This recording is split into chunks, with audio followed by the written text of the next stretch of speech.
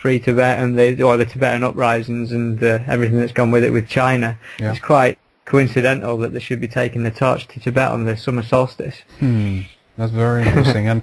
and exactly, they have these sort of... I have not actually kept up with that much with what's going on over there right now, but they had this called the Saffron Revolution, I guess it was referred to, and it seems to be, at least, I don't know if you're familiar with the research of Goro Adachi over at Menanke, but he has kind of tracked this with the different type of revolutions that have been going on in the last few years, like the Orange Revolution, in Ukraine.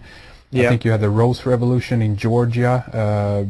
So there's something definitely going on there in regards to different revolution and how energy, to a certain extent, is being used. Well, I mean, in the I've got my suspicions about the whole event in Burma, for instance, with the monks.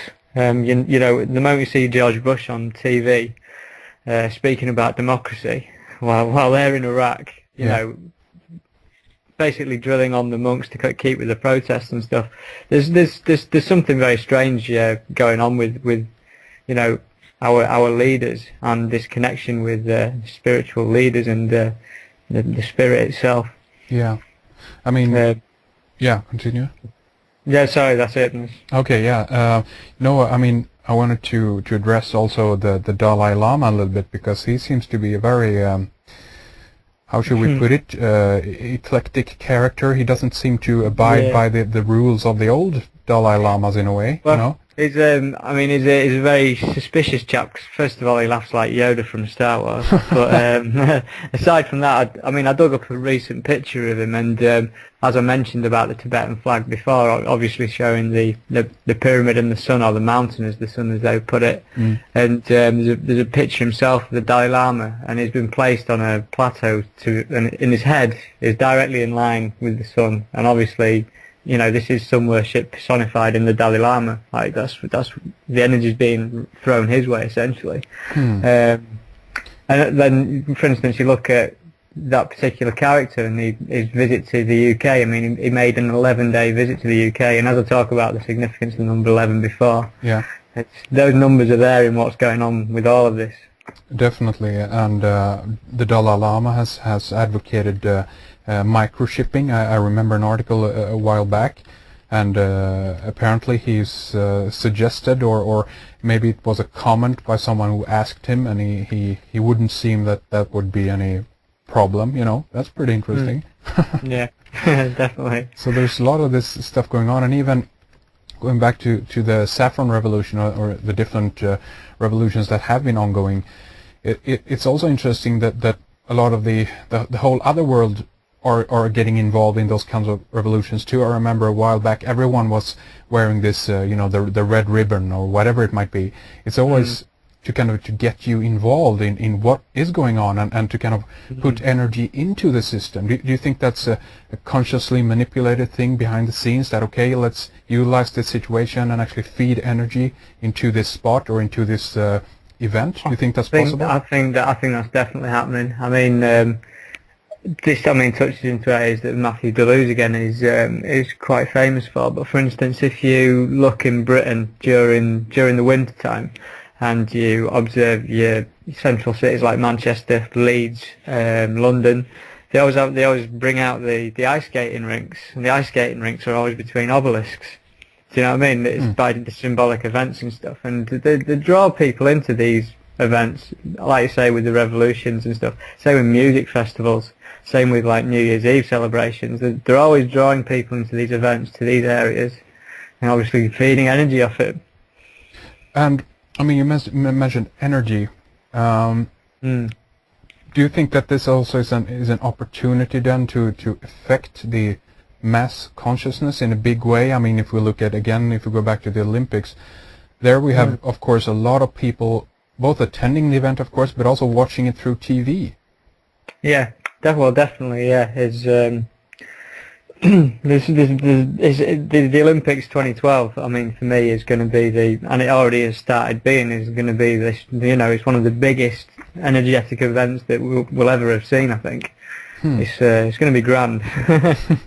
And Very grand. I don't know if you've heard of Tim Rifat, but I had a clip of him up on the website it was a few years ago now, I actually think, but he talked about the new digital system going in also with the new signals of the TV, you know? Yeah, I've heard about this, some new form of interactivity and everything that goes with it, microchips and a lot. Yeah, exactly. Yeah, it's quite. There's a lot. I mean, there's a lot of things. For instance, they keep putting suspect message out about just everything associated with it, like Gordon Brown and his mention of that by 2012. And if you remember my talk last time, I was talking about the water ring and moving into the age of the water spirit kind of.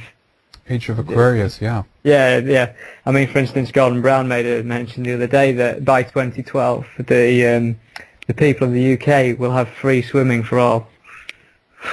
No, I mean, I've never heard anything so sus in my life, given what I'd been researching at the time. Yeah. Like, never declaration of free swimming for everyone. I don't know what that insinuates, but. Well, I mean, obviously that draws the mind towards the idea of global warming, increased water, you know, and London submerged, you know, halfway underwater or whatever. I don't know what. No, I don't know what that brings up, to be honest, either. It's interesting though.